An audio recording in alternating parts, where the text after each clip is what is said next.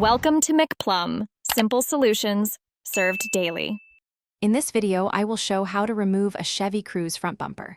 First, ensure your vehicle is safely parked and the hood is open. You'll need basic hand tools, including a flathead screwdriver and a trim removal tool. Having a small container for fasteners is also helpful. This process is straightforward, designed for anyone to follow easily. Let's get started with the initial steps. Next, focus on the upper section of the bumper. You'll find several plastic push pins securing it to the radiator support. Use your trim removal tool to gently pry up the center pin, then the entire clip.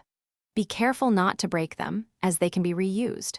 Place these fasteners aside, keeping them organized for reinstallation later.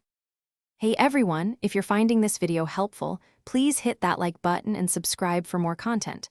On another note, if you're looking to simplify your financial life, I highly recommend *The Simple Path to Wealth*. It's a fantastic book that truly changes how you think about money.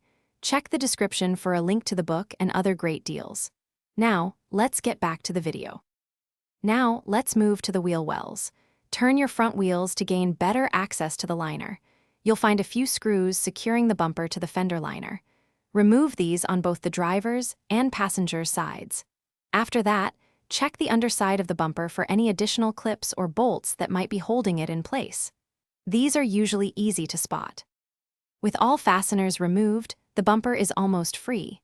Carefully pull the bumper cover away from the fender, starting at the wheel well edges. It should unclip with a gentle tug. Remember to disconnect any electrical connectors for fog lights or sensors before fully removing the bumper. With a second person, carefully pull the entire bumper straight off the vehicle and set it aside. Thanks for watching. Stay juicy and subscribe.